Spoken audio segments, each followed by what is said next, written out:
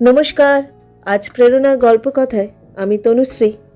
আমার আজকের motivational story হলো, সঠিক পথে চলতে গেলে ভগবানের অস্তিত্বে বিশ্বাস করতে হয়।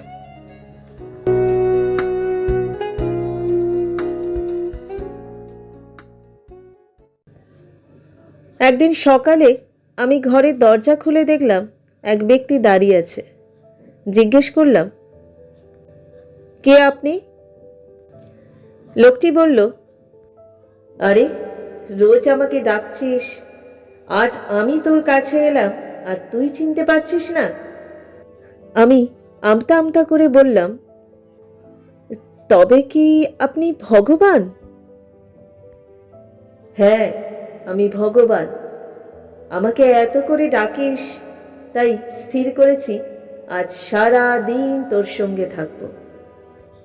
এমন সময় মা ডাক দিল, কি রে, একা একা কার সাথে বকবক করছিস? আয়, খাবি আয়। খাবার টেবিলে বসে রাগ হলো। মাকে বললাম, কি রোজ রোজ একই খাবার রান্না করো? কিন্তু তারপরেই নিজেকে সামলে নিলাম।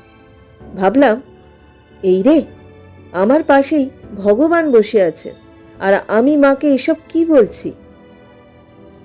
এরপর অফিস যাবার জন্য গাড়িতে স্টার্ট দিলাম। পাশে ভগবান থাকায় ট্রাফিক আইন ভাঙতে ভয় হলো। আইন মেনে গাড়ি চালালাম। অফিসে কোনো ঘুষ না নিয়েই ফাইলপত্রে সই করলাম। রাতে বাড়ি ফিরে ঘুমাতে গেলাম। দারুণ ঘুম হলো।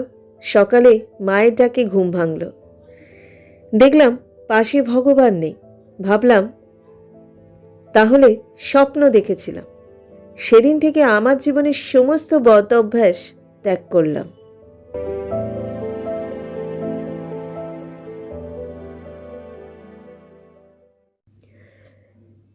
আমরা যদি ভাবি ভগবান সব সময় আমাদের পাশেই আছেন, আমাদের সমস্ত কাজকর্ম দেখছেন, তবে আমরা কখনোই পাপ কাজ করতে সাহস পাব না।